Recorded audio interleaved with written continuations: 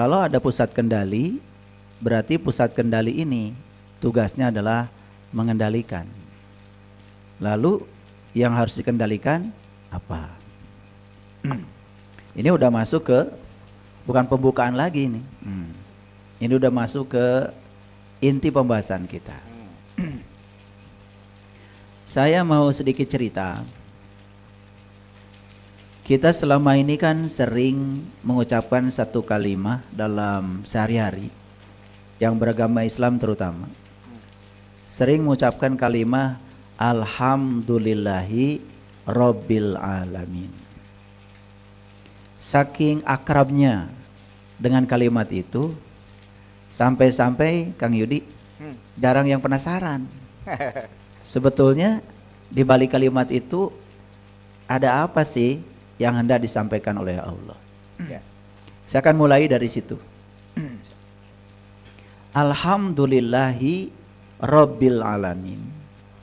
Makanya kalau saya membacanya mungkin berbeda ya dengan para sahabat. Saya membacanya suka dipisah, Kang Yudi. Alhamdulillahi Rabbil Alamin. Karena banyak yang membaca Alhamdulillahi Rabb. Sedangkan hirob sendiri dalam teks bahasa Arab itu artinya perang. Okay. Makanya jangan heran ya, banyak orang yang sering baca kalimat itu tapi perang terus. Banyak konflik terus. Tidak damai terus, ya. Bahkan berusaha mencoba untuk mengontrol segalanya. Karena dia pikir kontrol itu adalah cara yang aman. Padahal kontrol, ya, kendali, hati-hati ya, itu berasal dari satu kesadaran yang rendah dalam diri kita. Karena semua orang yang mencoba mengontrol, biasanya dia didasari oleh rasa terancam, rasa takut. Ya, coba, orang yang mengontrol biasanya karena ada rasa takut. Dan mengontrol pasti menindas. Dan dia pikir dengan menindas, yang dikontrol itu akan terkontrol. Padahal semakin ditindas sesuatu, maka dia akan semakin memberikan perlawanan. Makanya kenapa ya kalau di India, Kang Yudi, ada namanya karma yoga. Karma yoga, ya. Kalau di Cina itu ada yang namanya Wu Wei. Kalau David Hawkins mengatakan ada yang namanya letting go. Ya. Nah, di Islam, di tradisi Islam itu ada kata Islam. Jadi Islam itu sebetulnya adalah bertindak tanpa memaksa. Jadi terus melakukan tindakan, terus bermimpi, terus membuat target-target, terus membuat rencana-rencana, tapi tidak ada kemelekatan sama sekali terhadap hasil. Karena kebanyakan orang kan hanya menyiapkan diri untuk apa? Untuk menang, tetapi tidak diajarkan untuk menerima kekalahan dengan tenang. Kebanyakan orang diajarkan untuk mencapai, tetapi tidak diajarkan untuk melepas. Dan dikiranya melepas itu merupakan kekalahan. Padahal melepas itu kemenangan yang sejati. Nah, kembali pada kalimat Alhamdulillahi Rabbil Alamin. Segala puji milik Allah. Rabbil Alamin itu ya sebetulnya lebih cocok kalau diterjemahkan sebagai suatu daya, suatu keberadaan, suatu energi yang tak terbatas di balik semua alamin. Jadi di balik semua alamin, alamin itu bahasa Arab dari kata alamat. Alamat itu artinya ciri. Jadi saking Allah itu ingin dikenal, maka beliau bermanifestasi. Salah satu manifestasinya adalah apa yang kita sebut sebagai ciptaan. Tetapi beliau tidak seperti tukang kursi. Kalau tukang kursi habis bikin kursi, ya sudah, dia terpisah dengan kursinya. Tapi beliau Sang Maha Pencipta, setelah menciptakan apapun, beliau itu tidak pernah terpisah dari yang diciptakannya. Nah, beliau selalu ada di balik semua itu. Nah, yang ada di balik semua itulah yang disebut dengan keberadaan. Nah, keberadaan ini sering disebut juga kecerdasan semesta tanpa batas. Pikiran kita itu hanya bagian kecil saja dari keberadaan ini. pikiran kita ini hanya bagian kecil saja dari kecerdasan semesta tanpa batas itu. Nah, siapapun yang menyadari sang keberadaan, saya menyebutnya sang kehadiran, ya, itu yang disebut dengan being of experiment. Being of experiment. Ada being itu keberadaan. Ada being of experiment, itu artinya pengalaman tentang keberadaan. Jadi keberadaan itu ada, meliputi semuanya. Tapi ada yang menyadari keberadaannya, ada yang tidak menyadari keberadaan itu. Nah, mereka yang menyadari keberadaan itu yang disebut dengan sedang mengalami experience of being. Oke. Experience of being. Jadi experience of being itu adalah pengalaman tentang keberadaan. Nah, itu sebabnya ya, kenapa di dalam Al-Qur'an ada kata-kata alhamdulillahi rabbil alamin, segala puji habis buat Allah, sang keberadaan.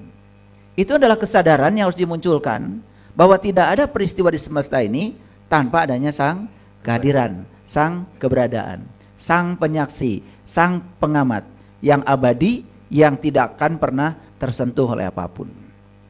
Nah, itulah sebetulnya yang harus ditemukan oleh semua manusia kalau ingin hidupnya damai. Itu yang disebut dengan pusat kendali, yang sering disebut sebagai kesadaran murni atau sebut saja kesadaran. Nah, terus memangnya kalau ada pusat kendali yang mengendalikan, terus apa yang harus dikendalikan pada diri kita? Yang harus dikendalikan itu semua penyebab yang menyebabkan kita hidup menderita. Semua penyebab yang membuat kita hidup menjadi gelisah, celaka, jauh dari sumber-sumber kedamaian. Apa saja? Satu yang harus dikendalikan oleh kita itu bernama emosi. Dan emosi itu adalah respon kompleks, ya, setiap diri terhadap segala stimulus yang datang. Emosi ini sangat subjektif, Kang Yudi. Sangat bergantung pada setiap orang. Makanya saya sebut emosi ini adalah respon kompleks. Respon kompleks. Karena setiap orang itu kompleks, sangat kompleks. Tergantung di mana dia dibesarkan, di lingkungan seperti apa dia dibesarkan, lalu bagaimana dia selama ini ya menerima semua input-input yang berasal dari lingkungannya. Maka disebut sebagai ya respon kompleks terhadap stimulus yang datang dari luar atau rangsangan yang datang dari luar. Yang kedua, emosi itu terkadang juga bukan subjektif, tapi juga fluktuatif. Sangat tidak terkontrol, sangat fluktuatif. Ya, lihat coba orang kadang-kadang mengalami kesedihan, sedih sekali, ya, mengalami kebahagiaan, bahagia sekali, ya. Itu ketika marah, meluap-luap kemarahannya, ya kan? Dengan kata-kata dan lain sebagainya. Itu emosi. Nah, itu yang harus dikendalikan. Pernah nggak menyaksikan orang yang kehilangan kendali, lalu emosinya itu menjadi fluktuatif? Harus dicatat bahwa yang saya maksud adalah dikendalikan, bukan dimatikan.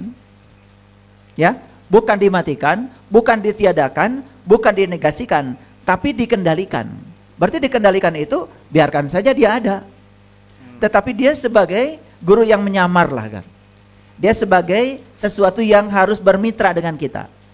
Ingat ya, emosi itu penting. Kalau batas-batasnya tidak dilampaui, emosi itu berguna. Kalau batas-batasnya tidak dilampaui, begitu batasnya dilampaui, itulah yang akan menimbulkan hal yang destruktif. Sehingga banyak orang yang kemudian, mohon maaf ya, membunuh orang lain, mencelakakan orang lain, ya, menyakiti orang lain, karena emosinya itu sudah di luar kendali. Ya. Tuh. Yang kedua yang harus dikendalikan itu adalah pikiran. Nah, banyak orang yang bukan sekedar tidak bisa mengendalikan pikiran, malah sama sekali dia dikendalikan oleh pikirannya. Nah, orang yang dikendalikan oleh pikiran, ini orang yang belum bisa menggunakan pikirannya. Dia sedang digunakan oleh pikirannya. Saya mau nanya sama Kang Yudi. Kang Yudi pernah nonton film nggak? Sering ya? Di bioskop? Suka ya? Oke. Ketika Kang Yudi nonton film, ya nonton film.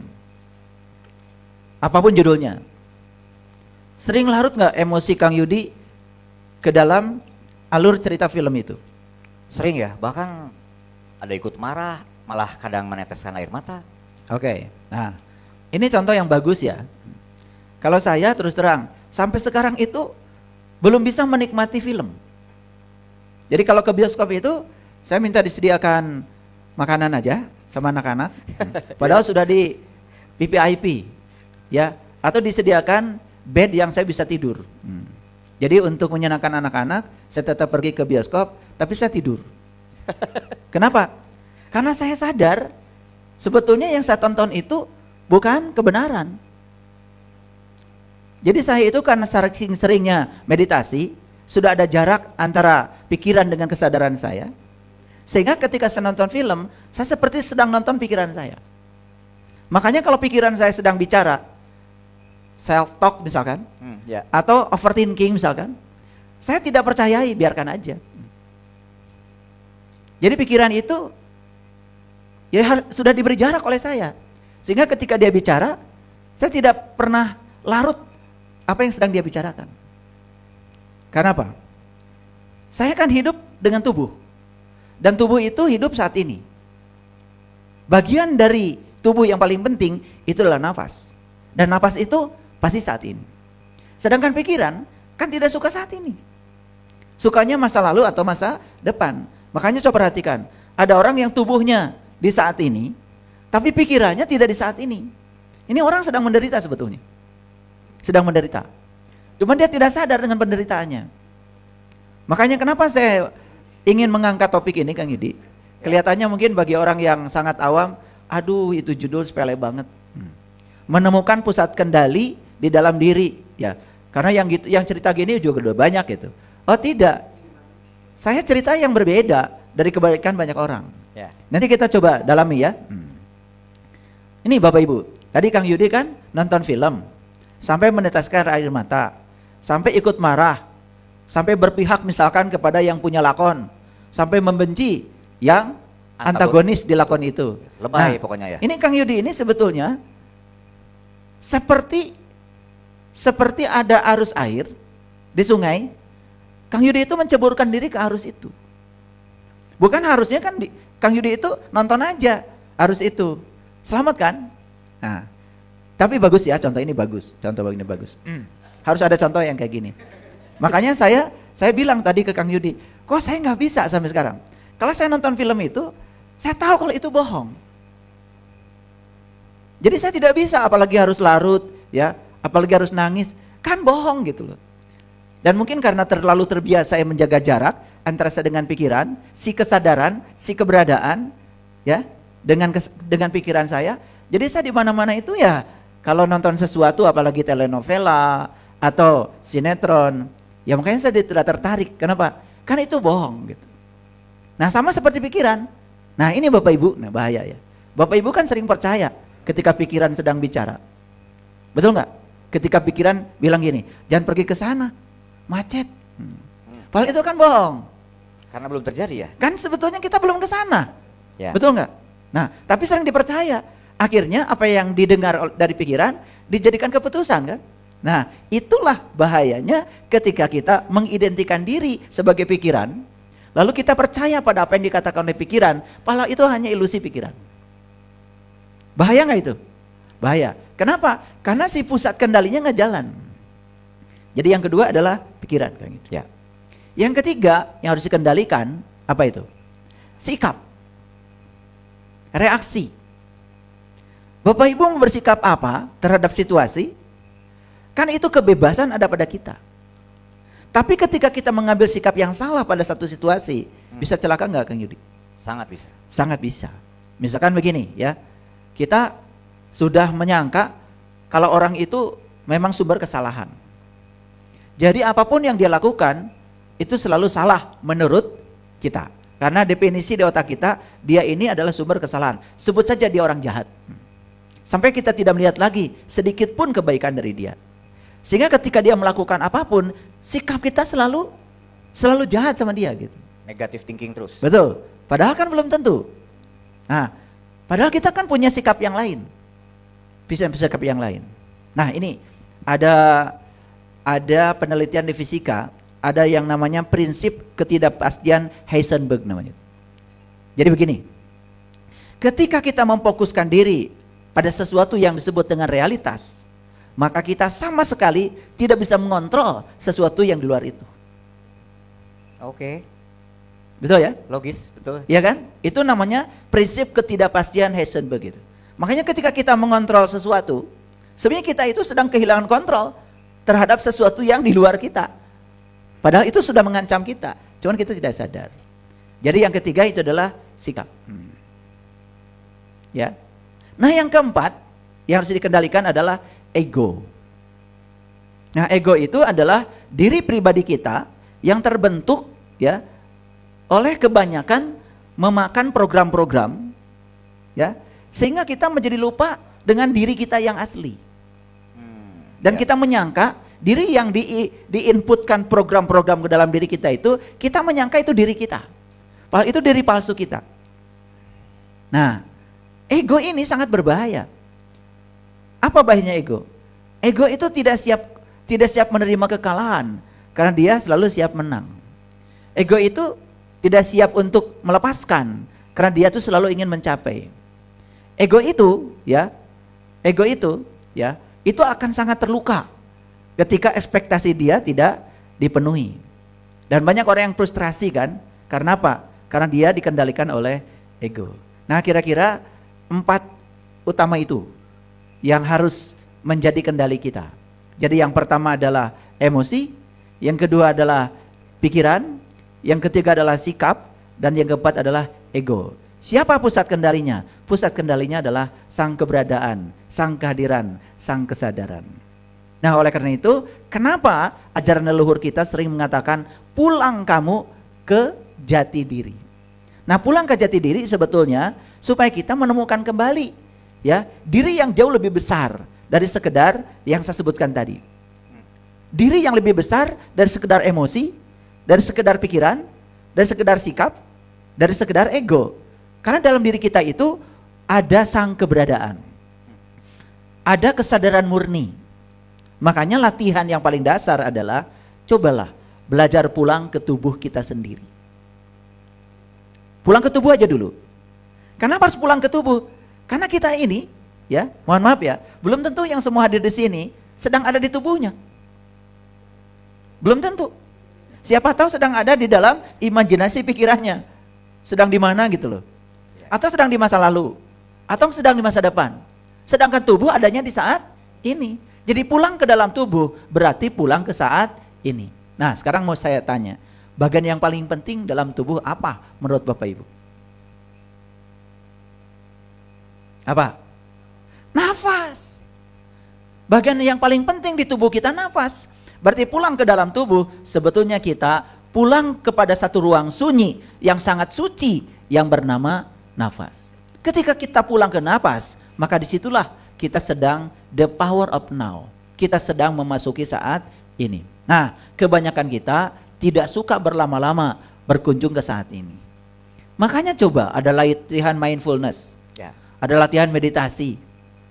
Bahkan tadi ya, saya langsung share ya ketika saya sedang olahraga. Saya kalau olahraga ya, mulai dari saya pakai baju, saya sadari. Saya hadir. Bagaimana tangan itu bisa mengancingkan baju, saya sadari. Begitu tangan bisa pakai sepatu, mengencangkan tali sepatu, saya sadari. Saya kemudian merasakan betapa ajaibnya ya tangan ini. Bagaimana Allah menciptakan tangan ini begitu fleksibel. Ya, mengikatkan tali sepatu bisa. Semua melakukannya bisa. Karena saya sadari, akhirnya saat saya sedang memasangkan tali sepatu itu mau olahraga, air mata saya mengalir. Sangat mengagumkan hidup itu. Saya bernafas, nyaris tidak diperintah oleh saya. Jantung kita saya berdetak, nyaris tidak pernah diperintah oleh saya. Ginjal saya menyaring darah, nyaris tidak pernah diperintah. Bayangkan betapa besar cinta kasihnya sang keberadaan. Tanpa perintah kita, semua diberikan sepenuhnya kepada kita. Cuman karena kita jarang hadir, jarang berada di sini, Waktu sedang mengikatkan tali sepatu, otak kita sudah bergerak maju ke depan, mau lari. Ya. Dan saya nggak mau. Saya hadir aja nalikan sepatu. Nah, setelah itu saya naik ke treadmill. Kemudian gitu saya pejamkan mata, kemudian saya mulai lari. Saya pasang untuk 7 kilo. Nanti kalau sudah 7 kilo langsung treadmill saya akan kasih tahu, tit sudah keringatan. Nah, sepanjang saya sedang lari itu, saya betul-betul hadir. Apa yang terjadi? Ternyata ada intuisi yang masuk ke dalam otak saya. Meditasi itu, kata intuisi itu, meditasi itu adalah menyadari segala hal yang sedang terjadi saja. Dan tempatnya bisa di mana saja, bisa kapan saja. Tidak perlu gunung, tidak perlu bikin tempat yang tinggi-tinggi di gua, Di hutan. karena meditasi itu cukup kamu menyadari apa yang sedang terjadi. Tanpa penghakiman, jadilah kamu seorang pengamat. Saat itu kamu sedang pulang ke tubuhmu sendiri, sedang pulang ke jati dirimu. Sesederhana itu. Wow, oke. Aduh, saya speechless nih. Jadi ternyata kendali dalam diri itu, ayah tadi menyampaikan sang keberadaan, sang kehadiran. Kalau di tradisi atau agama Islam, mungkin boleh saya menyatakan diri saya nih ya, pandangan atau pemahaman saya. Dialah Allah yang melinggih di dalam diri saya. Dan jika salah satu caranya adalah kita meditatif. Meditatif itu berarti selalu eling, selalu sadar akan saat ini, di sini, sekarang. Terhadap apa yang terjadi di luar ataupun yang di dalam. Itu berarti salah satu cara kita untuk meditatif, untuk menyadari, untuk tanda kutip kalau sesuai judul, menemukan sang kehadiran, sang keberadaan yang ada di dalam sini. Berarti saya jadi ingat ada satu Asmaul Husna mungkin ya yang Al-Musyawwir. Allah itu adalah sang arsitek agung gitu. Boleh nggak saya sebut kendali dalam diri saya atau setiap diri manusia? Itulah sang Musawwir, Al-Musawwir, yang apa sih yang tidak beliau berikan kepada kita. Berarti tugas kita bersyukur dan memanfaatkan apa yang beliau beri ya. Itu enggak ya? Ya, Kang Yudi kan dari tradisi Islam. Saya kembali lagi pada kalimat Alhamdulillahi, segala puji hanya milik Allah. Jadi Allahnya kan sudah disebut di situ. Dan kalimat lanjutnya apa? Robbil alamin, sering diterjemahkan Tuhan semesta alam. Ya kan?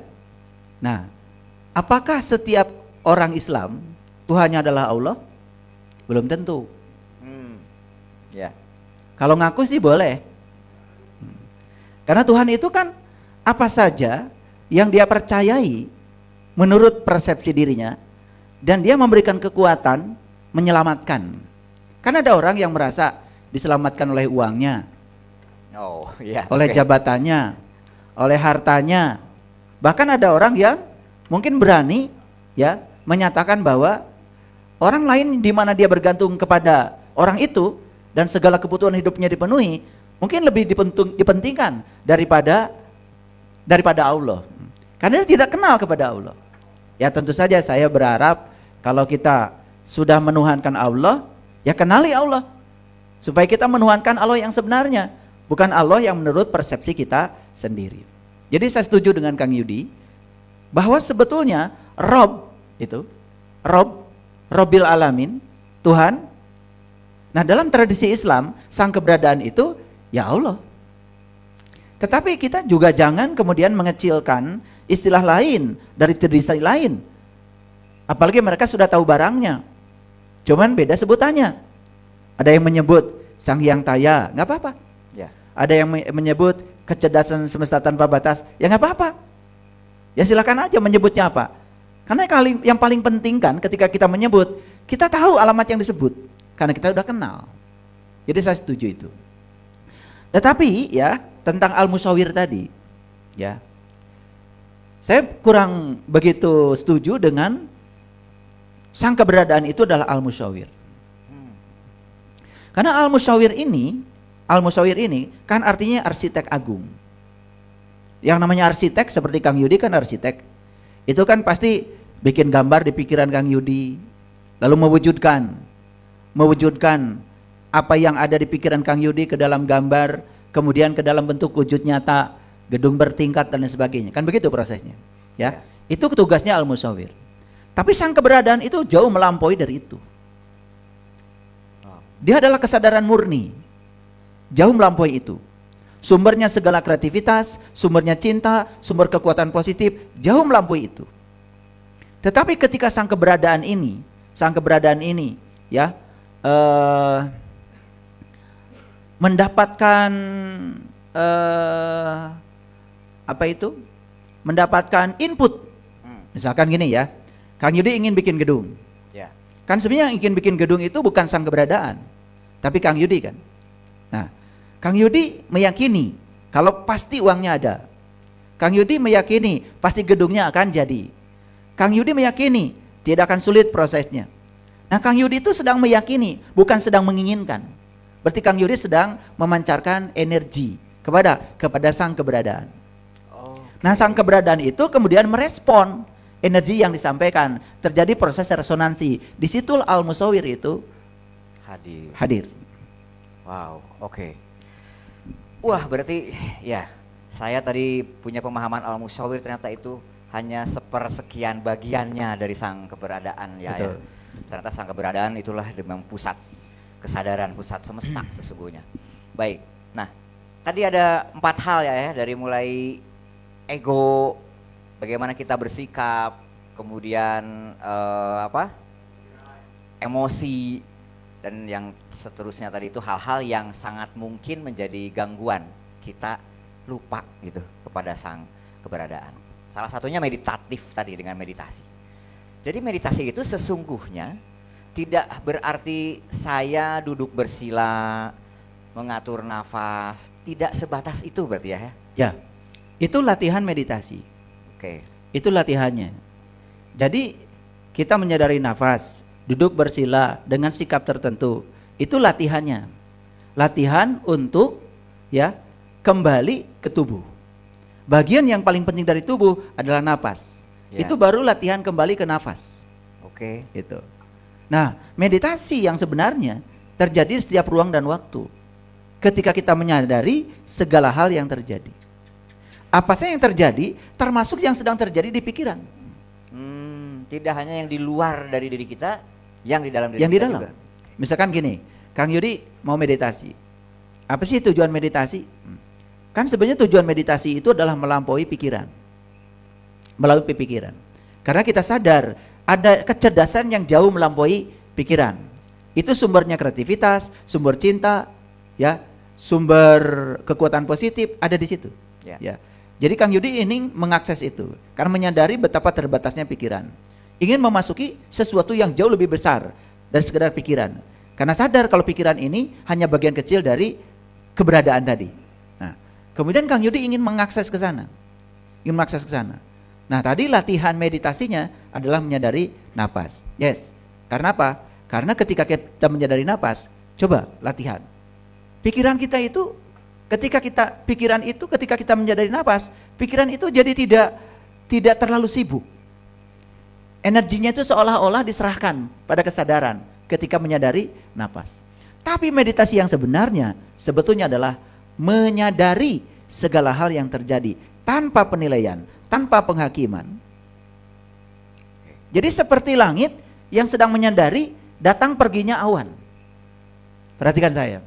Makanya ketika sedang meditasi, ada yang datang di pikiran, ya biarkan. Ada yang pergi dari pikiran, ya biarkan. Kenapa? Langit itu tidak pernah jadi awan. Dan awan tidak pernah bisa merusak langit. Jadi sebetulnya ya, setiap orang tuh harusnya tidak ada yang terluka, Kang Yudi. Seharusnya. Setiap orang itu tidak ada yang sakit hati, seharusnya. Karena luka dan sakit hati itu jelas dari ego. Bukan dari kesadaran, bukan dari sang keberadaan. Kita yang sebenarnya bukan awan putih, bukan awan hitam. Kita yang sebenarnya adalah langit yang menyaksikan awan putih dan awan hitam datang silih berganti. Makanya termasuk yang terjadi di pikiran itu jangan di stop.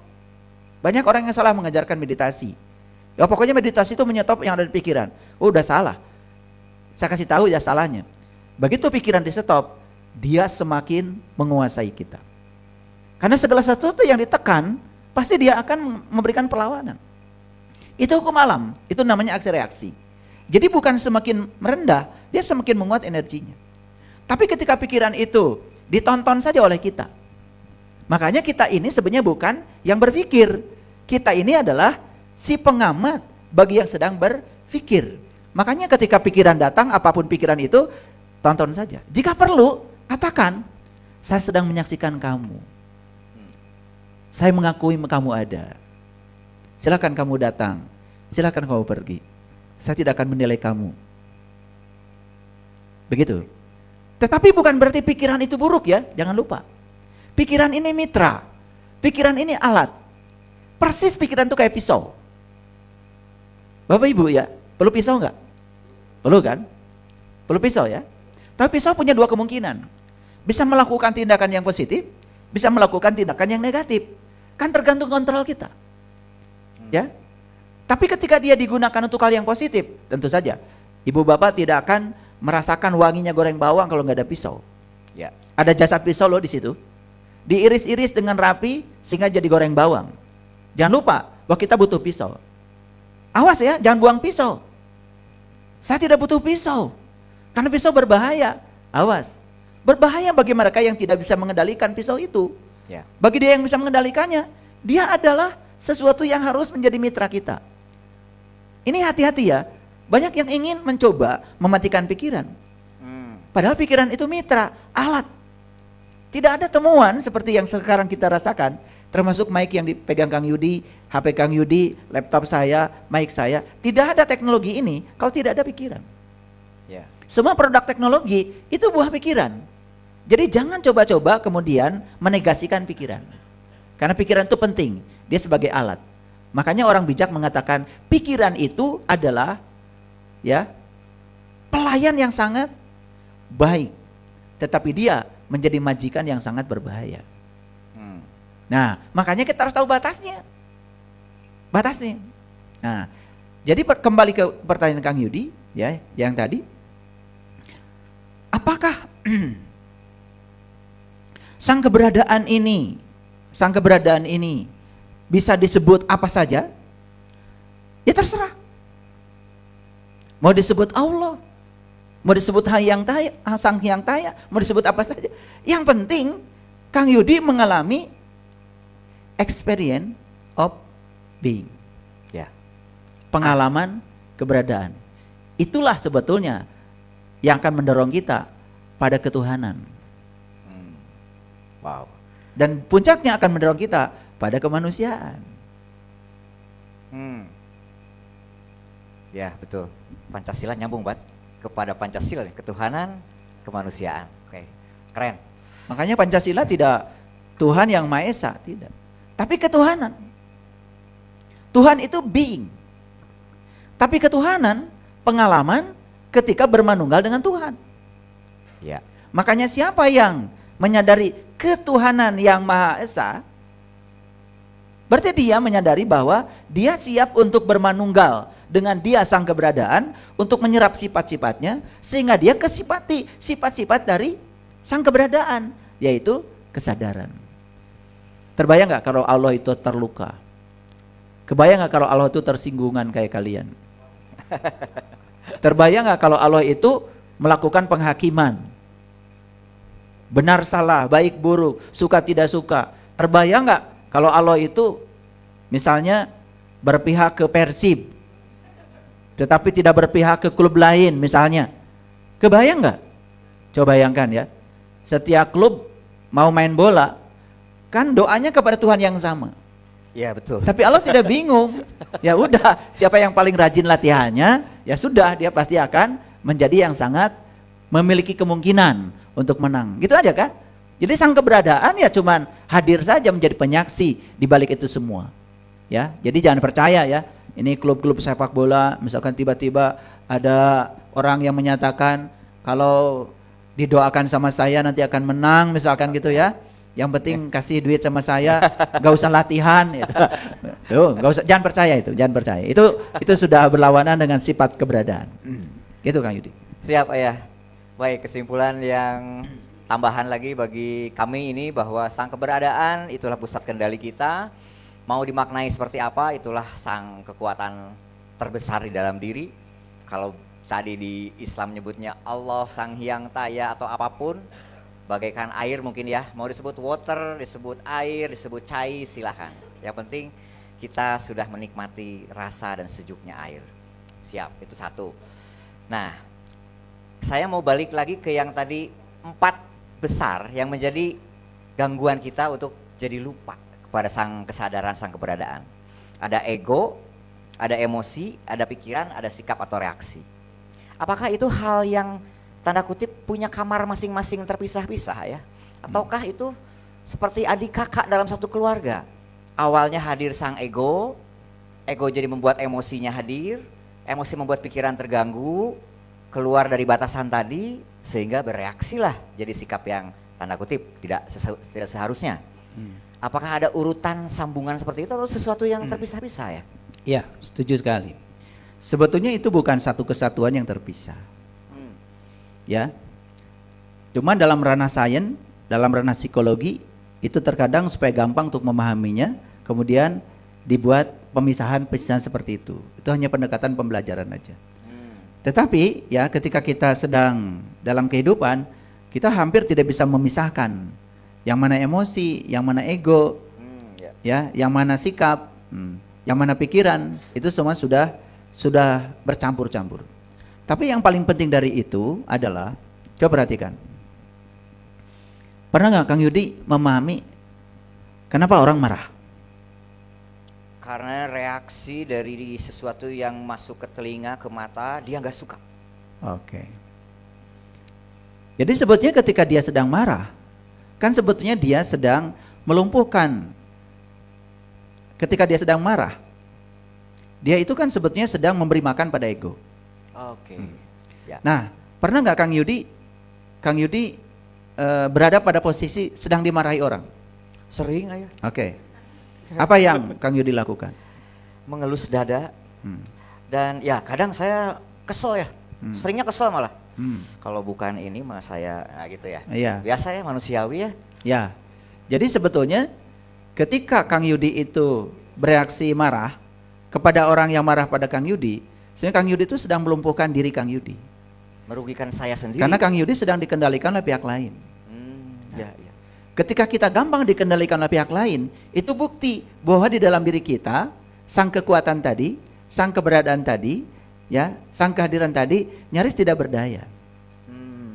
Makanya sebenarnya orang-orang yang sakit hati itu karena sang keberadaan dalam dirinya tidak berdaya.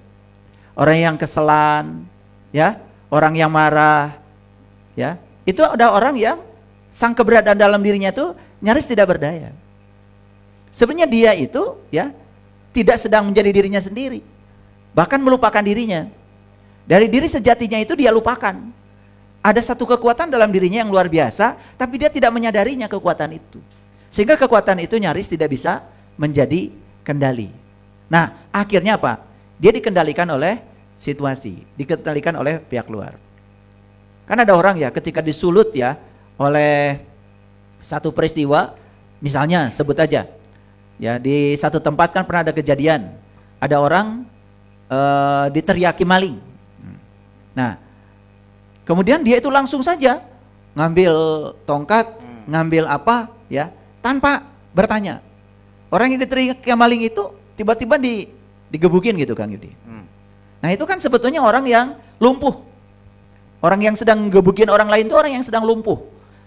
Sang keberadaan, sang kesadaran, energi murni dalam dirinya itu lumpuh. Nah, yang sedang bekerja pada dirinya, sedang mengendalikan dirinya apa? Yang tadi, emosi, ya toh, sikap, kemudian pikirannya, kemudian egonya. Oke. Nah, ini yang sering terjadi dalam kehidupan sehari-hari. Coba bayangkan ya, sekarang ini ya, saya kan pernah membuat judul di YouTube, judul kajian saya, ya, perbedaan antara niat sejati dengan ego. Nah, itu. Itu sudah saya rinci itu, sudah saya rinci. Supaya semua orang sadar, kalau dia beraktivitas itu sebenarnya yang menggerakkan dia itu apa? Apakah niat sejati atau ego? Ya, contoh sederhana. Bapak Ibu kalau bekerja, misalnya kalau bekerja, cari uang misalnya ya, itu yang menggerakkan niat sejati atau ego? Ego. Ya. Nah sekarang gimana bekerja digerakkan niat sejati? Harusnya menggunakan konsep Bismillahirrahmanirrahim. Lepaskan pikiran kita tentang uang. Sudah saja saya ingin menjadi kepanjangan tangan Allah, menyampaikan cinta kasih Allah lewat pekerjaan saya, keahlian saya, profesi saya kepada orang yang butuh pertolongan saya, gitu. Kan uang sebetulnya tidak usah dipikirkan, pasti akan mencari kita. Betul nggak? Tetapi dari awal kita sudah berpikir uang. Nah, ego ya ketika tidak mendapatkan uang itu, apalagi mendapatkan kegagalan, pasti dia akan marah kan? Betul nggak? Yep. Gitu. Nah, ketika ego itu marah, karena semua energi kita dipindahkan pada ego, sehingga sisa kesadaran lumpuh. Gitu. Nah, itulah yang diceritakan kalau di Bali itu ada tari kecak tentang Rama dan Sinta. Jadi Rama itu adalah diri kita, Sinta itu adalah kesadaran yang ada pada diri kita. Tapi sang kesadaran ini kerap kali ya pergi karena dibawa jalan-jalan sama Dasamuka, namanya Rahwana. Nah Rahwana itu kan penguasa negeri Alengka. Alengka itu bahasa Sanskerta, arti yang sebenarnya adalah pikiran. Nah ketika kita dikuasai oleh pikiran, oleh Rahwana, maka kita sedang mencuri Dewi Sinta. Dewi Sinta itu ditenggelamkan sehingga Rama kehilangan kesadaran. Nah karena dia sedang dikuasai oleh pikirannya, oleh diri palsunya, oleh egonya. Apa yang terjadi? Pasti dia akan selalu ya menimbulkan penderitaan bagi dirinya, juga penderitaan bagi pihak lain. Coba ciri orang yang dikendalikan oleh egonya, pikiran palsunya, pasti ya dia itu menimbulkan kerusakan pada dirinya, juga kerusakan pada orang lain. Ya, contoh ya, nonton sepak bola, klub yang dicintainya kalah, itu kan? Ya, kemudian kursi dibangun lama oleh pemerintah dibakar. Betul nggak? Nah, kasus yang sederhana aja. Ketika kemarin timnas Indonesia dikalahkan Irak, sebenarnya kalau saya melihat permainan timnas kita itu udah luar biasa. Sangat luar biasa, peluangnya banyak. Cuman karena tidak menang, tiba-tiba air mineral, saya belum pernah melihat pemandangan di luar negeri di mana botol air mineral itu dilempar ke lapangan, belum pernah melihat itu. Dan itu terjadi kemarin di Jeddah. Dan pelakunya pendukung timnas Indonesia pakai burung Garuda. Siapa yang sedang mengendalikan dia? Saya sebenarnya nonton pertandingan kemarin itu malu. Sangat malu, sedih sekali. Ya. Karena ego itu hanya menyediakan ruang untuk menang. Makanya kata-kata yang keluar dari ego apa? Ya, harga mati harus menang. Dan kata-kata itu meluncur dari pejabat, manajer. Betul nggak? Itu dari orang yang mengatasnamakan dirinya itu katakanlah panggede gitu. Nah rakyat yang kecil itu tidak siap. Nih kalau saya ya jadi manajer ya, pasti akan saya bilang dalam sepak bola itu cuma dua kemungkinannya. Menang dan kalah. Kita sudah berusaha semaksimal mungkin, tapi kemungkinan itu 50-50. Yuk kita belajar menerima. Ketika menang kita senang, ketika kalah kita tenang. Kalau saya begitu, kalau saya. Tapi kan saya bukan manajer klub manapun kan Yudi. Kecuali klub Tarkam lah barangkali. Pernah saya dulu. Nah ini ya ini. Dan ini kan sangat berbahaya. Sampai sekarang kita diajarkan menang, tidak diajarkan untuk tenang ketika kalah. Diajarkan untuk mencapai sesuatu, tapi tidak diajarkan untuk melepaskan sesuatu yang dicapai. Karena pada gilirannya suatu saat harus kita lepaskan. Nah, siapa yang sedang mengendalikan kita? Situasi luar diizinkan untuk mengendalikan diri kita. Sampai kita kehilangan jati diri kita sendiri. Ya, begitu Kang Yudi. Wow, tepuk tangan dong, keren banget kajiannya. Ya. Ayah Bunda, sebelum saya pandu lagi, dari teman-teman di studio ada yang mau ditanyakan? Mangga, silahkan. Tolong mic-nya disiapkan buat sahabat kita. Monggo. Oh, ngacung Pak, yang mana tadi Pak?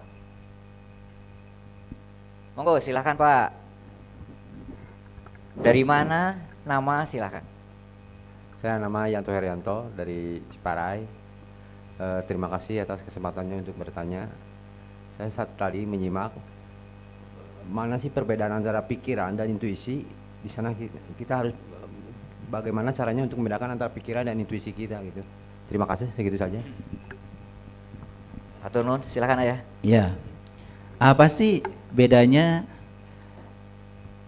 Ini dasarnya dari pikiran, ini dasarnya dari intuisi atau sebutnya dari kesadaran. Sederhana sebetulnya. Yang datang dari pikiran itu selalu berulang. Oke. Makanya yuwaswisu. Ya. Selalu berulang. Kalau yang datang dari intuisi tidak pernah berulang. Cuma sekali. Contoh gini ya. Kita mau melakukan kebaikan. Intuisi sudah bilang, sudah lakukan saja, cuma sekali. Tapi kemudian datanglah yuwaswisu dari pikiran. Ya. Misalkan capek, nah, sudah. Berikutnya datang lagi, kan kamu baru datang. Berikutnya kan enak aja, masa melakukan itu lagi? Nah, terus saja berulang-ulang. Sampai dia itu berhasil. Itu bedanya. Makanya kalau intuisi itu tidak pernah ada pengulangan. Makanya saya kalau dapat intuisi itu langsung saya catat. Saya kalau lagi olahraga nih, dapat intuisi, saya stop dulu treadmillnya, saya turun, saya catat. Makanya saya sudah punya note khusus untuk mencatat semua yang datang dari intuisi. Karena kalau tidak buru-buru dicatat, itu lupa Pak Yanto. Itu aja bedanya. Ya, tentu saja perbedaan berikutnya, kalau yang berasal dari kesadaran diikuti, pasti akan menimbulkan berkah. Pasti akan menimbulkan manfaat. Pasti membawa kebaikan. Tapi yang berasal dari pikiran pasti akan menimbulkan dampak-dampak yang berbeda. Ya, begitu. Nah, terus begini. Kadang-kadang kan kita suka bicara, Kang Yudi. Mau kemana Pak Yanto? Saya mau ikut pencerahan. Tapi kalau ditanya, emang pencerahan itu apa? Nah, mulai bingung kan biasanya. Ya, kalau ditanya kan biasanya bingung. Sebenarnya pencerahan itu apa sih? Kalau saya mengatakan pencerahan itu adalah kalau kita punya kesadaran akan adanya keberadaan, dan kemudian kita tinggal di keberadaan itu dalam rasa berkesadaran, itulah pencerahan. Oke. Paham ya? Saya bikin kalimatnya supaya sederhana ya. Ya. Jadi kalau Bapak Ibu ingin hidupnya tercerahkan terus, sederhana. Yuk pulanglah pada kesadaran akan keberadaan. Lo tinggallah di keberadaan itu dalam rasa berkesadaran.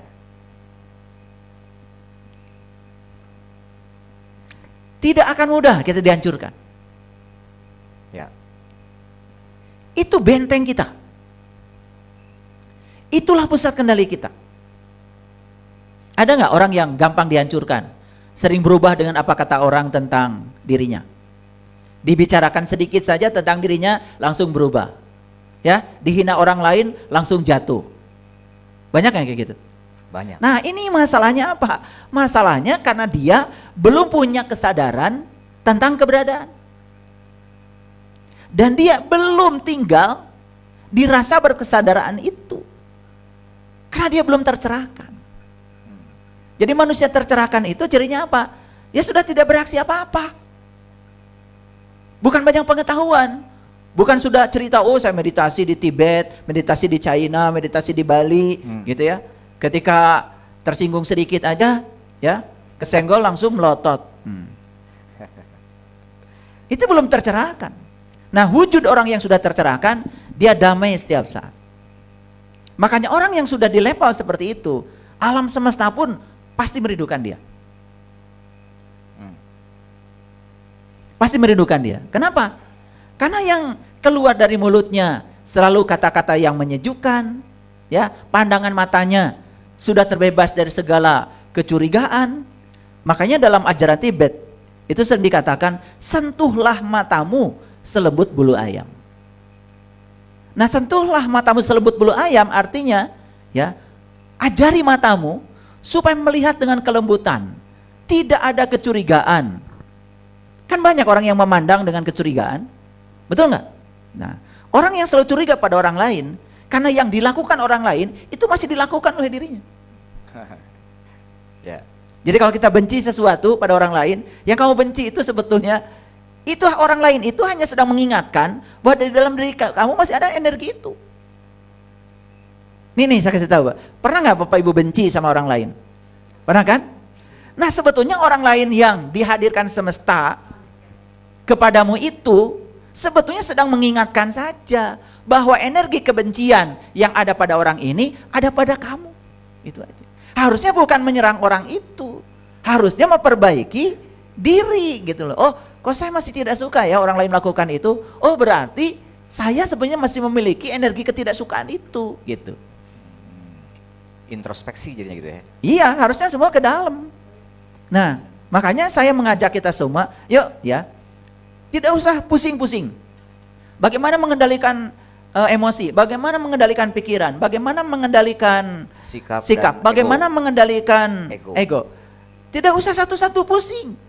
Sudah, kembali saja pada satu kesadaran bahwa di dalam diri kita ada sang keberadaan, dia abadi, tidak terjebak oleh kehidupan, tidak terjebak oleh kematian, akan selalu ada selama-lamanya. Pulanglah pada kesadaran keberadaan itu dan tinggal di rasa berkesadaran. Yang 4 saya sebutkan satu-satu tadi itu, seolah-olah makhluk yang berbeda itu lumpuh dengan sendirinya. Saya bukan berbicara teori karena saya bukan ahli teori. Saya nggak suka teori-teori. Saya sedang berbicara pengalaman saya. Bukan berarti saya sudah selesai, bukan berarti sudah selesai. Ya, tapi saya terus ya belajar, terus belajar, terus belajar untuk selalu tinggal di kesadaran akan keberadaan itu. Kalimat yang saya pakai sama seperti kalimat yang Bapak Ibu pakai. Alhamdulillahi Rabbil Alamin. Sama kan? Sama, cuma beda kesadaran aja. Ya, saya mengucapkannya dengan penuh kesadaran itu aja. Gitu. Bagus ya pertanyaan dari Pak Yanto. Itu pertanyaan banyak orang kan sebetulnya ya. Sering pertanyaan seperti itu. Tidak bisa membedakan. Ya. Makanya gini saya kasih tahu. Kalau intuisi sudah nyuruh langsung lakukan. Tidak usah ada perdebatan di dalam. Karena yuwaswisu fisudur. Nah, kan yuwaswisu fisudur. Si pembisik-pembisik kesadaran itu akan datang berulang-ulang. Karena ego itu tidak siap kalah. Dia akan memaksakan dirinya untuk siap menang. Makanya banyak orang yang hidup kemudian dengan memaksakan segala sesuatu sesuai dengan ekspektasinya. Sebetulnya yang memaksakan itu niat suci atau ego? Ego. Niat suci itu tidak pernah memaksakan. Coba perhatikan. Ya. Begitu kita sudah menanam biji, ya sudah, ditimbun, disiram aja setiap saat. Karena dia sadar yang akan menumbuhkannya bukan dia, sang keberadaan di balik semua itu. Karena dia sadar, kamu yang menanam, aku yang menumbuhkan. Karena tidak sabar, bukan lagi tanahnya, bukan lagi tanahnya, malah mati. Nah sudah tumbuh, nih bijinya sudah keluar. Dia ingin cepat mendapatkan biji yang sama. Ditarik-tarik aja setiap hari, mati. Nah ketika dia menarik, sebenarnya dia sedang mengikuti ego. Karena ego itu ingin cepat berbuah, ingin cepat dapat hasil. Betul nggak? Kalau perlu nyogok, kan gitu ego. Betul nggak? Untuk memuluskan ekspektasinya supaya cepat tercapai. Apa yang terjadi ketika pohon ditarik-tarik? Mati. Padahal alam semesta ini ya punya alurnya sendiri, punya flow state-nya sendiri, punya jalurnya sendiri, punya jalannya sendiri. Ya sudah, ikuti saja. Makanya jangan menunggu. Nah, supaya tidak menunggu harus sabar. Apa sih sabar itu? Saya tanya orang-orang yang bilang harus sabar, ternyata nggak ngerti juga. Sabar itu bukan tentang menunggu, tapi sabar itu bersikap saat menunggu sampai tidak terasa kalau kita sedang menunggu. Ulang ya. Nih, saya mau kajian jam 1, kalian jam 12 di sini. Nggak usah nunggu jam 1. Bersikap saja. Kan tadi bersikap itu kendali kita. Bersikap saja supaya dengan sikap kita itu kita tidak merasa sedang menunggu. Apa itu? Ya sudah, ya ngobrol dengan teman-teman tentang yang positif, atau membaca artikel atau baca buku, apa saja, sehingga tidak merasa sedang menunggu. Itu sabar. Sabar itu begitu. Bukan jam 1, pokoknya sabar, diam aja sambil marah-marah, ya, sambil kesel, pokoknya sabar gitu aja. Itu nggak sabar, ya. Orang yang seperti itu ya pasti tensinya akan naik. Karena orang yang menunggu selamanya akan merasa menunggu. Itu, silakan ada pertanyaan lagi. Ya. Itu ya, ayah bunda sekalian, Pak Yanto tadi yang bertanya. Jadi kita harus jeli. Ternyata harus jeli. Itu tipis antara pikiran dengan intuisi, dan intuisi datangnya hanya sekali. Oke, makasih ayah Anda. Bapak Ibu sekalian, ayah bunda sekalian, masih ada pertanyaan lagi? Oke, kalau belum ada, izin saya lanjutkan ya diskusi, mewakili ayah bunda juga ya. Yang 4 hal tadi ya, dari mulai pikiran, emosi, ego, sikap, itu kan jangan sampai mengganggu. Agar tidak mengganggu, saya jadi ingat ada, saya nyebutnya ilmu jeda. Ilmu jeda itu jangan langsung bereaksi. Segala sesuatu itu perhatikan dulu. Karena di dalam sepersekian detik itulah sesungguhnya proses kita mudik kembali eling kepada sang keberadaan. Kalau di tape itu kan zaman dulu ada yang namanya pause, play, pause dulu. Kalau misalkan mau mengingat yang sebelumnya, tadi ngomong apa ya, nyanyi apa ya, pause dulu, catat, ingat-ingat. Analoginya seperti itu. Itu terkait pemahaman tentang pentingnya jeda sejenak untuk memaknai apa yang terjadi, jangan sampai mengganggu. Itu benar nggak ya? Ya, sangat setuju. Ya, salah satu latihan supaya energi pada emosi, energi pada pikiran, energi pada sikap reaksi itu, ya, yang sangat reaktif, energi pada ego itu melemah. Itu salah satu latihannya adalah jeda, yang sering disebut dengan mindfulness. Sebetulnya alam semesta sudah mengajarkan itu pada kita. Contoh sederhana, ya, orang-orang meditasi mengatakan bahwa di proses napas itu yang paling penting adalah jeda. Kan napas itu masuk, napas keluar. Nah, makanya kalau saya dulu pernah ikutan meditasi, justru kita ini pada tingkat lanjut tidak disuruh untuk menyadari napas masuk dan napas keluar, disuruh menyadari jedanya. Oh, oke. Jadi yang awal itu disuruh menyadari napas masuk, napas keluar, itu yang awal. Tapi yang sudah tingkat lanjut meditasinya disuruh untuk menyadari jeda di antara dua nafas. Makanya ada kata-kata bijak, siapa yang berhasil menyadari jeda di antara dua nafas, dia sudah masuk pada keabadian. Itulah keabadian, itu asalnya. Wow, yes. Makanya ketika kita masuk napas, itu kita hidup. Ketika kita keluar napas, kita mati. Nah, kalau masih terjebak hidup mati, itu bukan keabadian. Keabadian itu yang sudah tidak terjebak oleh hidup mati. Mana keabadian? Ya jeda itu. Paru-paru kita tidak bisa menerima napas terus-menerus. Ternyata dia perlu jeda. Dia baru bisa menerima lagi kalau sudah mengeluarkan. Bayangkan ya orang yang serakah, pengennya nerima terus. Betul nggak? Kapan dia mau mengeluarkan? Betul nggak? Coba lihat orang serakah. Makanya kan keserakahan itu racun. Orang yang serakah itu tidak siap melepaskan. Karena egonya mengatakan kesuksesan dia, identitas diri dia adalah berapa banyak yang dia bisa kumpulkan. Berapa banyak yang dia bisa capai. Bukan berapa banyak yang dia bisa lepaskan. Dan dikiranya melepaskan itu suatu kekalahan. Padahal napas saja mengajarkan, kita baru bisa menarik napas baru, energi baru, kalau kita berani melepaskan yang lama. Nah, keberanian melepaskan, seperti belajar ilmu ya, Bapak Ibu tidak mau melepaskan ilmu yang lama. ingin ilmu itu saja, tidak siap menerima yang baru, ya sudah, sesek. Tapi bukan sesek napas, sesek ilmu. Dan mentok di situ. Iya. Orang yang hanya siap menerima itu tapi tidak melepaskan, paru-paru kita aja tidak mengajarkan menerima saja. Menerima tinggal sebentar melepaskan, menerima tinggal sebentar melepaskan. Itu jeda sudah diajarkan. Saat menerima kita hidup, saat melepaskan kita mati. Jeda di antara dua itu keabadian.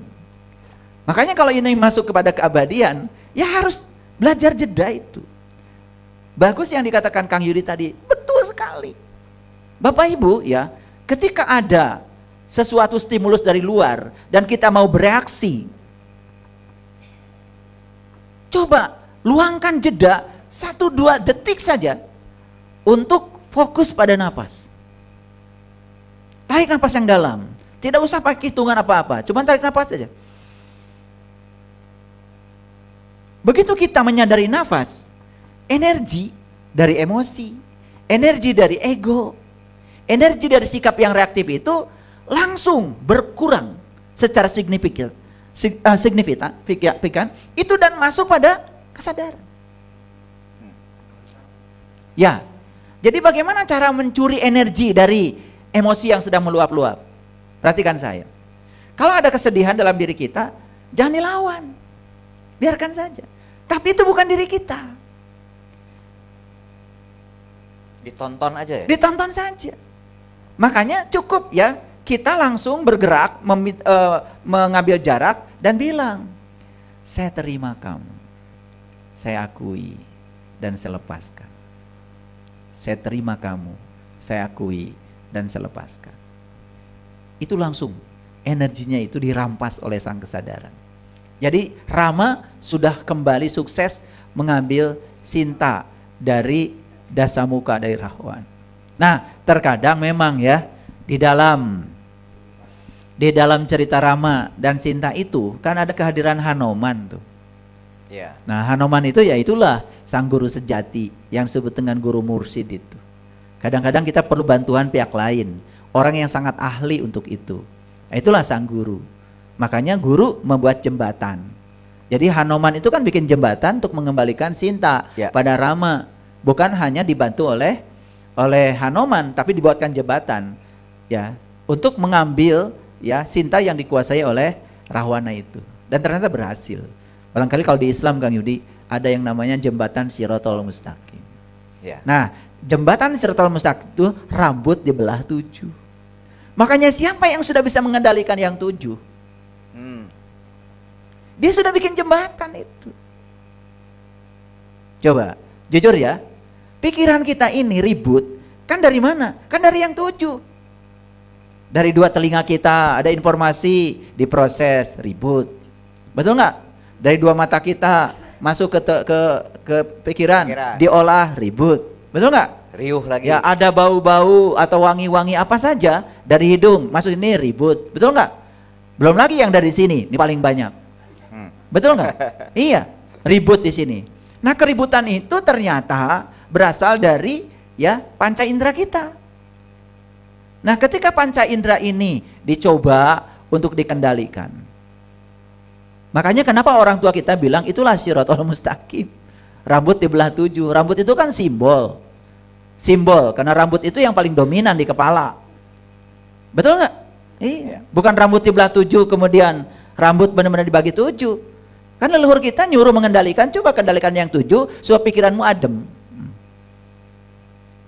Nah, tentu saja untuk yang selanjutnya harus belajar.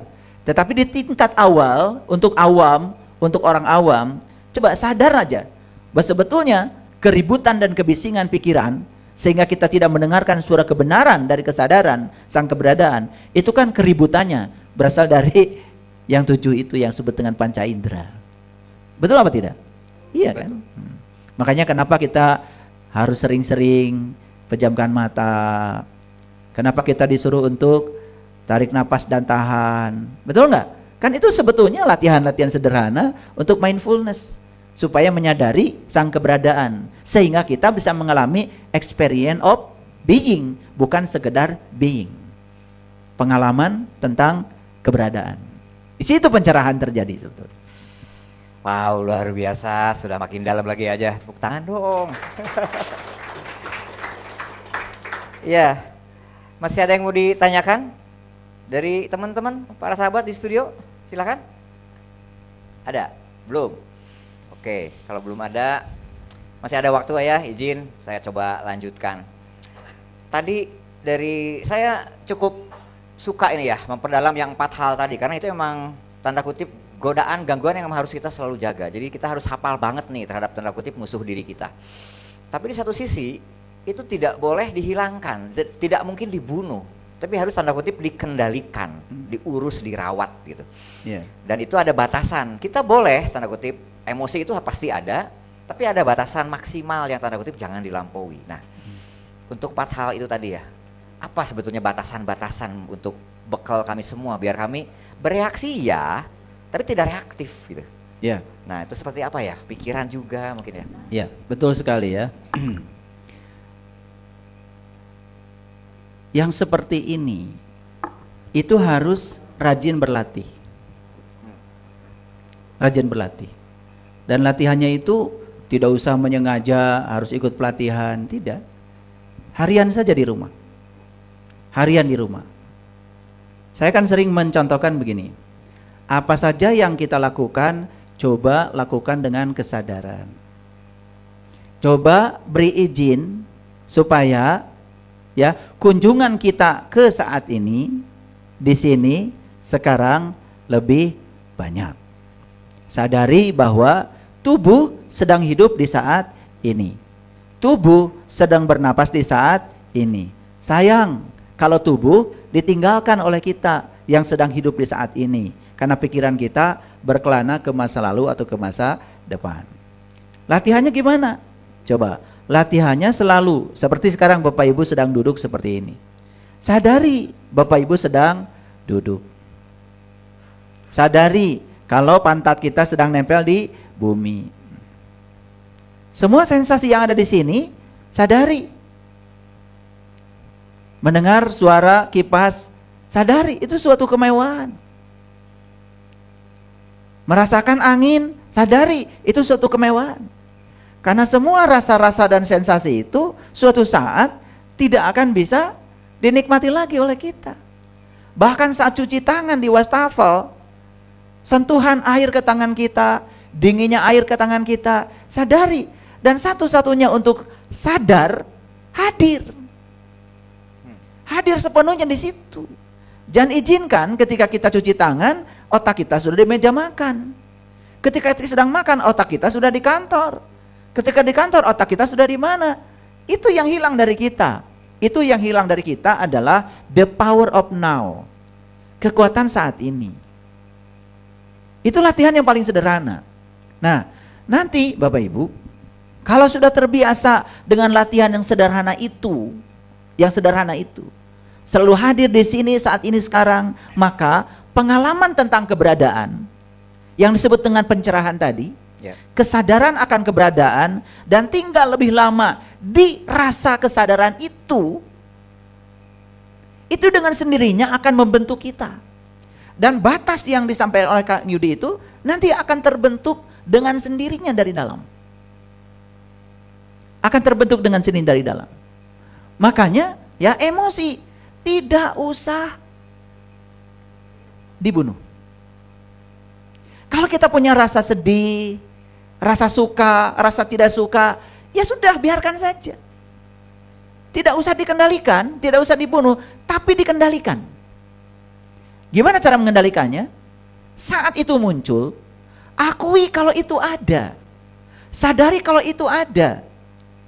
Dan ketika kita menyadari kalau itu ada, anehnya ketika kita membuat jarak dengan dia, bahwa itu bukan saya, dan saya adalah yang sedang mengamati itu, apa yang terjadi? Energi dari emosi itu melemah. Nah, saat energi melemah, kesadaran meningkat. Kenapa? Itu hukum kekekalan energi. Oke. Jadi energi itu kekal, ya. Kekal tuh begini, ya. Saya punya energi 1000 joule. 1000 joule, ya. 1000 joule. Jadi kalau saya pakai 300 joule untuk A, ya pasti Yang 700 joule buat B dong. Betul nggak? Itu. Ya. Kalau saya pakai buat A itu adalah 200 joule, ya B pasti 800.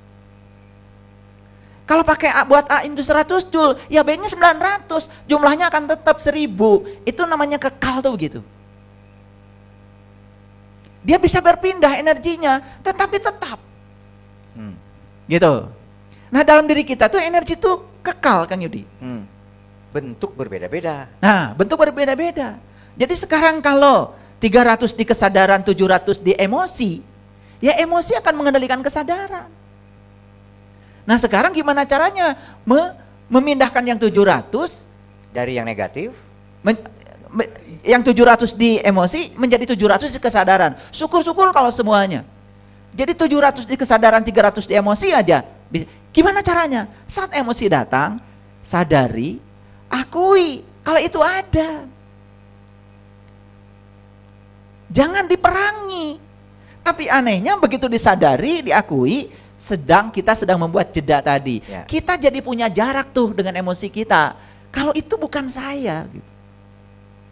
Saya itu adalah langit. Emosi itu adalah awan putih, awan hitam. Saya tidak akan larut pada awan putih dan awan hitam karena saya langit. Saya adalah langit tak ternoda oleh apapun. Ketika kita menjadi pengamat, kita sedang menjadi pengamat, berarti pengamat dengan yang diamati ada jarak. Saat ada jarak, apa yang terjadi? Itu energi yang 700 di emosi itu pindah, Kang Yudi. wow. Nah, saat pindah, setidak-tidaknya di emosi masih ada 300, tapi kan kesadaran sudah punya 700. Nah, si kesadaran mulai mengendalikan. Oke. Ya. Nah, ketika si kesadaran mulai mengendalikan, kita mulai terkontrol tuh. Mulai melemah, kata-kata kita mulai lebih lembut lagi, kata-kata kasar tidak terucap lagi, ya, kita tidak menyakiti diri kita lagi, tidak menyakiti orang lain lagi, masuk kepada keadaan stabil lagi, Kesadaran lagi. masuk pada keadaan yang harmonis lagi, gitu Kang Yudi. Wow. Sama, ya, ketika pikiran juga begitu. Ya, baik sedang meditasi, tidak sedang meditasi, ketika pikiran sedang bicara, sudah dengerin aja, tapi nggak usah dipercaya. Nah, kita itu ketika dia bicara, dipercaya. Ketika dia sedang overthinking, ketika dia sedang self-talk, Ya. sedang bicara sendiri nih, kamu sedang ngelamun, bicara sendiri aja, kamu percaya. Tidak ada jarak antara kamu dengan pikiranmu. Apa yang terjadi? Maka kita akan mengidentikan diri seolah-olah diri kita adalah pikiran itu. Sudah, semua yang dibicarakan pikiran karena dipercaya itu akan menjadi kenyataan. Ya. Tetapi apakah boleh kita mencipta di pikiran? Boleh, karena pikiran itu kreator kehidupan. Tapi kapan pikiran itu boleh diizinkan untuk berkreasi? Ketika dia sedang diberi cinta oleh kita. Cinta yang dimaksud adalah kekuatan positif. Ketika dia sedang mencipta dengan kekuatan positif, maka akan menghasilkan karya. Dan itu yang kita ingin. Makanya tidak boleh kita membunuh pikiran, tapi mengendalikannya. Ya. Nah, ketika kita mengendalikannya, semua yang terkendali kan jadi harmoni. Paham ya? Nah, jadi ini harus latihan Bapak Ibu. Latihan. Jadi latihan yang paling sederhana ya. Lakukan hal kecil yang dilakukan terus-menerus setiap hari dengan kehadiran, penuh kesadaran. Jadi kalau sedang bicara nih kayak saya, Kang Yudi, saya dari tadi tidak mau terpancing. Saya menyadari kalau saya sedang bicara. Saya menyadari kalau saya sedang berpikir. Tetapi yang mengendalikan saya di belakang, itu kan mengontrol. Jangan sampai saya mengeluarkan kata-kata yang Tidak pantas. tidak pantas. Jangan sampai saya mengeluarkan kata-kata yang menyakiti pendengar. Jangan sampai saya mengeluarkan kata-kata yang menimbulkan perpecahan. Karena apa? Si kesadaran murni, dia itu tidak mungkin mengeluarkan kata-kata yang bukan cinta. Si kesadaran murni ini pasti akan selalu ngasih input yang wujudnya adalah kekuatan positif, yang namanya cinta. Nah, kalau kita merujuk pada kesadaran murni kita, apa yang terjadi Bapak Ibu? Ada nggak manusia yang menderita? kalau dia sudah mengikuti kesadaran murni? Tidak ada. Ada nggak manusia yang miskin kalau sudah mengikuti kesadaran murni? Tidak ada. Ada nggak manusia yang bodoh kalau sudah mengikuti kesadaran murni? Tidak ada. Karena kesadaran murni itu adalah sumber cinta, disebut Ar-Rahman, Ar-Rahim. Jadi makanya kalau Allah mengatakan semua yang buruk berasal dari hasil tanganmu, tapi semua yang baik dariku. Ini harus dipahami juga. Ya. Karena selama ini kan kita, wah kok Allah begitu ya? Nggak fair. Nggak fair, betul nggak? Padahal hidup itu ada yang baik, ada yang buruk kan gitu. Yang baiknya diaku sama Allah, yang buruknya Kita. diserahkan kepada kita, ditemlehkan lah bahasa Inggrisnya mah, ya. Tetapi tidak begitu. Karena memang kita bisa buktikan sekarang. Contoh, ya. Ya. Halaman kita kotor. Ya. Singkirkan aja kotornya, sisanya bersih. Jadi sebenarnya bersih itu ciptaan kita atau ciptaan semesta? Ciptaan semesta. Cuman bersihnya tertutup oleh kotoran. Saat kotorannya disingkirkan, bersih ada kan? Ya. Jadi bersih itu sekarang ada di mana-mana Bapak Ibu. Sudah disediakan semesta. Cuman sedang tertutup oleh kotoran. Singkirkan aja kotorannya, bersih ada. Makanya tidak ada orang yang menciptakan bersih. Karena bersih itu buatan semesta. Disediakan oleh semesta. Clear sampai sini? Oke, sekarang saya mau nanya. Apakah bahagia disediakan semesta? Disediakan. Ada nggak sekarang bahagia sekarang? Ada nggak bahagia pada semua orang? Lah kenapa banyak orang yang tidak bahagia? Sedang tertutup oleh penghalang yang menyebabkan kebahagiaan tidak kelihatan lagi. Karena dia sedang berfokus pada penghalang itu. Singkirkan yang menghalangi kebahagiaan itu, kamu akan bahagia. Keren.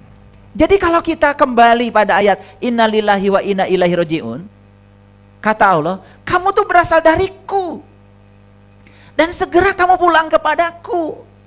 Ih, indah sekali. Ya. Jadi kamu tuh kata Allah asalnya bersih. Singkirkan semua yang menghalangi itu, kamu akan melihat kamu bersih. Bersih nggak usah kamu cari, karena sudah disediakan. Nah, sang keberadaan ini tidak menyediakan penyakit, tidak menyediakan penderitaan. Tapi kalau ada orang yang meyakini bahwa penderitaan dan penyakit itu dari dia, ya sudah, nggak sembuh-sembuh. Nggak sembuh-sembuh. Karena dia meyakini kalau sakit itu dari dia. Padahal di Quran dikatakan, faiza maritu fahuwa yasfin. Apabila aku sakit, dia yang menyembuhkan. Sakitnya dari aku, tapi sembuhkan dari dia. Paham nggak maksud saya? Ya. Nah, kalau semua manusia Kang Yudi tahu rahasia ini, tahu rahasia sang keberadaan, sang kehadiran ini, tahu rahasia alhamdulillahi rabbil alamin, tahu ini,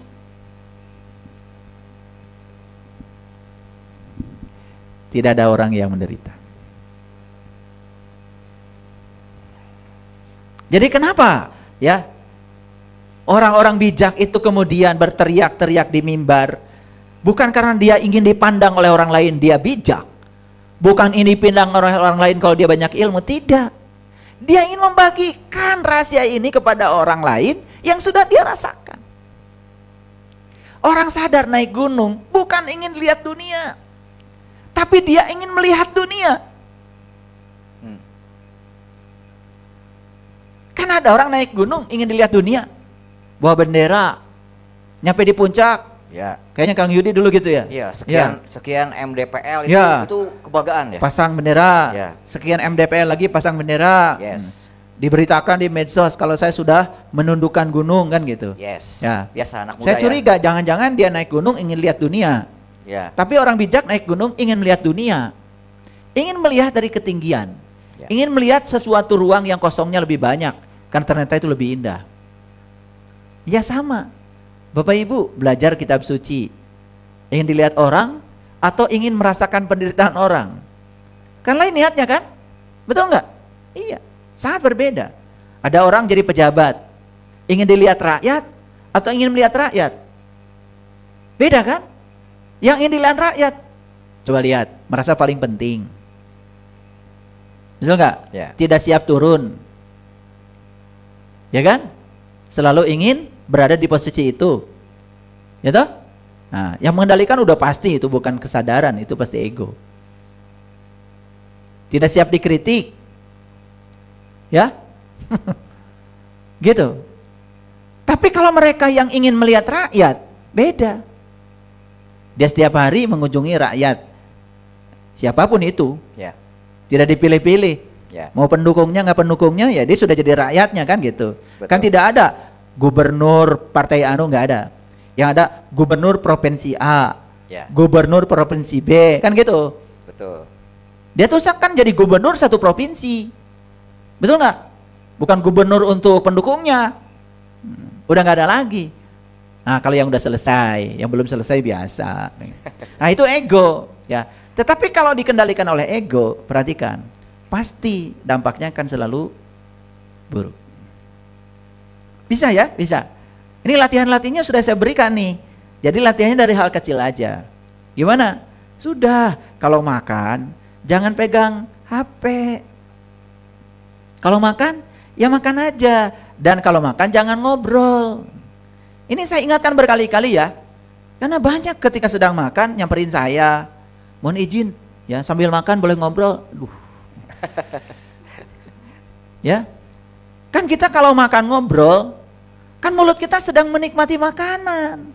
Izinkan mulut sedang merasakan semua rasa-rasa yang dari hasil karya semesta ini, supaya kita bisa sampai di keberadaan.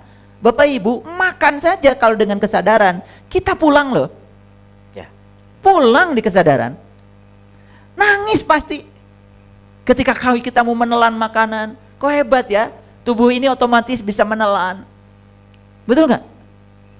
Ada orang di mana menelan aja susah, itu bisa meninggal beberapa hari karena saraf menelannya tidak hidup. Nah, kita tidak pernah menyadari betapa mengagumkannya tubuh ini. Tanpa diperintah bisa melakukan semuanya. Kita memasukkan makanan ke dalam lambung kita, diproses, mana buat darah, mana buat tulang, mana buat jantung. Coba Bapak Ibu, ada yang pernah sakit nggak? Kemudian minum obat, betul nggak? Kok obat itu tahu dia buat bisul? Ya. Nggak salah alamat. Nggak salah alamat, dianterin ke bisulnya, betul nggak? Apa Bapak Ibu kemudian susah payah gitu ya, habis minum obat terus dipencerong gitu, ya nepit kan bisul sampai bisulnya kering. Coba, cerdas bukan tubuh ini? Tapi berapa banyak orang yang mengagumi kedahsyatan tubuh ini? Kenapa? Karena saat dia datang dimanapun dia tidak hadir. Dia memandang tapi tidak melihat. Dia mendengar tetapi tidak menyimak. Buat apa kalian pergi ke gunung berkali-kali, pergi ke laut, ke pantai berkali-kali? Udah capek-capek jauh ke Pangandaran, perjalanan 5 jam. Sampai di situ cuman laut. Gitu aja. Langsung makan nasi timbal, kan gitu. Ya? Sampai kenyang. Kebanyakan makan jengkol, ngagoler. Betul nggak? Balik ditanya, sudah dari laut dapat apa? Nggak dapat inspirasi apa-apa. Padahal judulnya rekreasi. Rekreasi, kreasi dari creation. Creation itu kan mencipta. Recreation itu artinya mencipta ulang. Ya. Harusnya kalian pulang dari gunung, pulang dari laut. Ada penciptaan ulang dalam diri. Ada sesuatu yang baru dalam diri. Karena tidak disadari, nggak ada apa-apa. Betul apa gitu? Betul apa tidak? Iya, coba. Padahal healing ya. Judulnya healing ya. Oh, ya. Heal kan berarti kan? Ya, healing, ya relaksasi. Betul. Tambah tegang malah. Betul nggak? Iya. Iya, karena apa? Karena pergi dengan ego. Begitu macet, marah-marah. Betul nggak? Iya. Tidak bisa menikmati. Macet, marah-marah. Karena apa? Karena saat macet, tubuhnya ada di situ, tapi pikirannya sudah di Pangandaran. Betul nggak? Tapi kalau pikirannya hadir juga di situ, menikmati, ya sudah, setel aja musik yang enak, mau joget-joget, betul nggak? Ya nggak usah mikir Pangandaran, pikirin aja sepenuhnya ketika sedang ada di mobil itu. Sudah damai, hadir sepenuhnya. Nah, mulailah dari latihan yang kecil-kecil seperti itu. Saya juga bisa punya kesadaran seperti sekarang ini nih, bukan sesuatu yang di simsalabim, tidak Bapak Ibu. Proses melatihnya pelan-pelan, karena dalam spiritual tidak ada revolusi. Di spiritual itu harus ada evolusi. Semua prosesnya bersifat evolutif. Makanya kuncinya dalam spiritual, tidak usah bergerak cepat. Yang penting bergerak maju. Gitu, ya. Tidak usah menjadi yang terbaik, tetapi menjadi versi terbaik saja dari dirimu sendiri. Spiritual kan begitu. Siapa yang mencari, siapa yang mengejar, malah dia tidak akan sampai. Tapi siapa yang berhenti mengejar, malah dia sampai. Itu spiritual. Spiritual itu kelihatan seperti paradoks. Ya. Kita cari rezeki, jamnya istirahat, istirahat. Jamnya ngasuh anak. Jamnya ngantar cucu aja. Jangan sok sibuk. Tetapi cukup. Mereka yang terus mengejar uang, cucu minta diantar, oh kakek sibuk nah.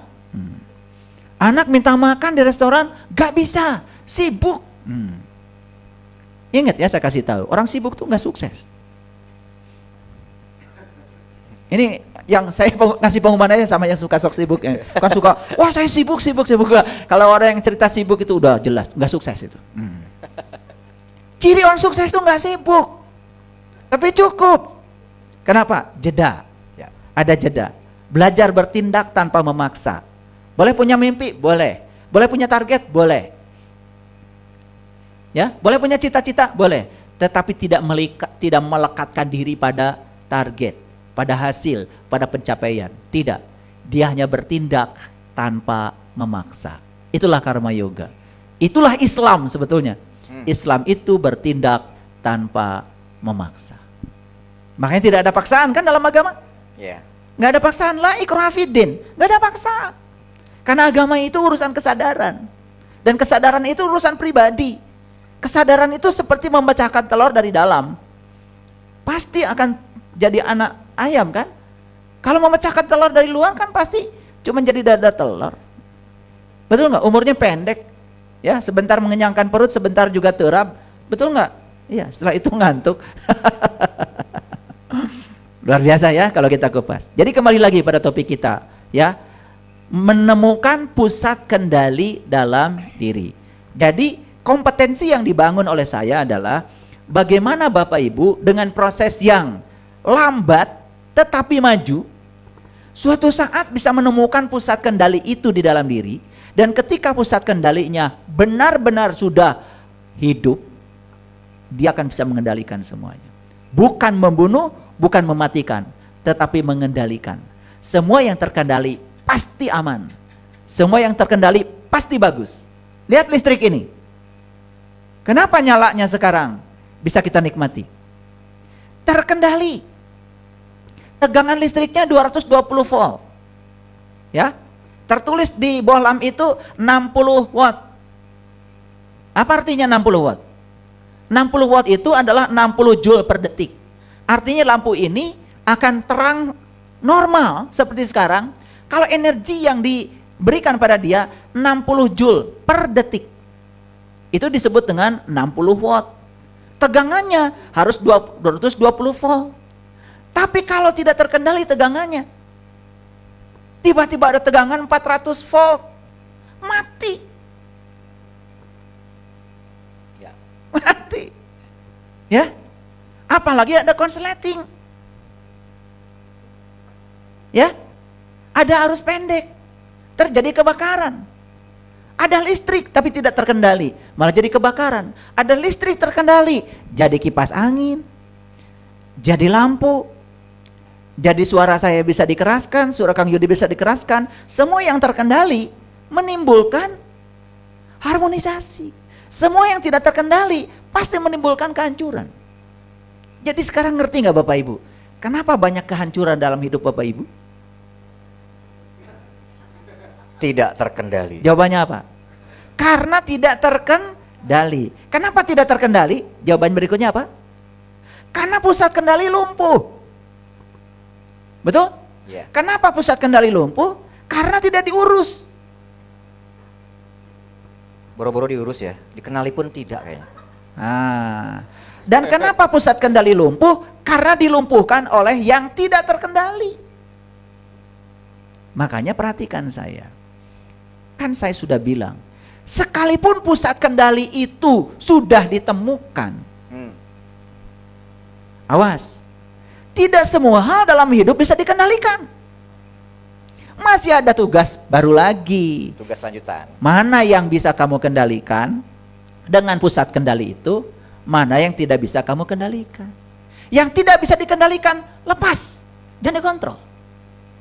Mencoba mengendalikan yang tidak bisa dikendalikan, sekalipun pusat kendalinya sudah ditemukan, maka kalian tidak akan pernah bisa mengendalikan yang tidak bisa kalian kendalikan. Nah sekarang, begitu kita sudah menemukan pusat kendali diri dalam diri, tugas berikutnya adalah memilah mana yang bisa dikendalikan, mana yang tidak bisa dikendalikan. Ternyata yang bisa dikendalikan dalam diri kita cuma 3. Pikiran kita bisa dikendalikan, Ya. perasaan kita, dan sikap kita. Kan ada hubungan erat dengan yang 4 tadi. Ya, betul. Bayangkan sekarang, pusat kendali belum ditemukan. Ya, baik yang bisa dikendalikan, apalagi yang tidak bisa dikendalikan, semakin tak terkendali. Ya. Betul nggak? Yang sudah menemukan pusat kendalinya saja belum tentu bisa mengendalikan semuanya. Hanya dibatasi untuk mengendalikan yang bisa dia kendalikan. Bayangkan. Tetapi ada keajaiban di semesta.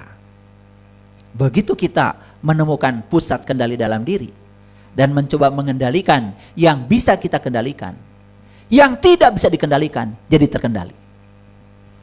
Ya. Itu hadiah dari semesta luar biasa. Ini paradoks. Berbeda dengan kebanyakan orang berpikir. Ini hanya bisa diselami oleh mereka yang mau menyadari keberadaan. Ternyata keberadaan itu ya tak terjelaskan. Walaupun saya sebut keberadaan, bukan berarti sebutan saya menurunkan derajat dari keberadaan itu sendiri. Saking tidak ada sebutannya, saya sebut aja keberadaan. Saking tidak ada sebutannya, di Quran disebut Robbil Alamin. Maaf Bapak Ibu, saya dulu pernah bertanya di pesantren, apa bedanya Allah dengan Rob? Karena di Quran kan kadang-kadang ada Rob, ada Allah. Ya. Betul nggak? Betul. Ada Tuhan, ada ilah. ada ilah. Saya nanya sederhana aja, apa bedanya Allah dengan Rob? Sederhana pertanyaan. Diusir malah saya. Dianggap pembangkang. Padahal pertanyaan itu datang dari kejujuran diri kan. Gitu. Gimana? Setelah saya jelaskan sejelas ini, atau biasanya gini, kalau mahasiswa saya selalu bilang, kalau Pak Saiful ngajar terlalu jelas katanya malah jadi tidak jelas. Gitu. Ini terlalu jelas makin tidak jelas atau makin jelas? Oke. Tetapi bukan itu saja maksud saya. Setelah Bapak Ibu tahu kejelasannya, oh ternyata harusnya ya, kalau saya tahu bahwa sang keberadaan itu sumber cinta, sumber cahaya, sumber keberkahan, kan harusnya tidak ada yang sebaliknya. Berarti yang sebaliknya itu murni karena ketiadaan dari keberadaan itu. Bukan keberadaannya tidak ada, karena dia tidak mungkin menghilang. Tetapi dia ada, cuman keberadaannya tidak disadari. Makanya menyadari keberadaan dan tinggal sepenuhnya dirasa berkesadaran di keberadaan itu, itulah pencerahan. Gitu Kang Yudi. Wow, terima kasih sekali Ayah. Utuh sistematis penjelasannya dari Ayah. Dijelaskan dari apa sih yang disebut kendali dalam diri, kemudian bagaimana cara mengaktifasinya, kemudian apa saja yang harus dikendalikan, hal-hal apa yang mengganggu proses pengendalian itu, semuanya terpaparkan dengan sangat clear Ayah. Terima kasih sekali. Nah Ayah Bunda sekalian, tidak terasa ini kita diskusi kajian dari Ayah sudah hampir 2 jam. Ada informasi nih sedikit bahwa kajian ngariksa ini rencananya akan ada lagi setiap 2 minggu. Jadi nanti 2 minggu ke depan di hari Senin insya Allah kita akan adakan.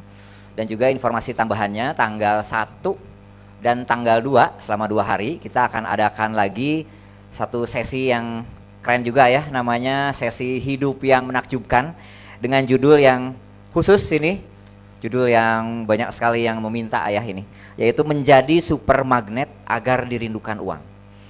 Jadi di sini kita harus hati-hati, bukan berarti kita tanda kutip materialistis, tapi segala sesuatu membutuhkan uang, tapi dalam urusan mencapai uang atau mendapatkan uang, kita harus dalam koridor-koridor yang bijaksana ya.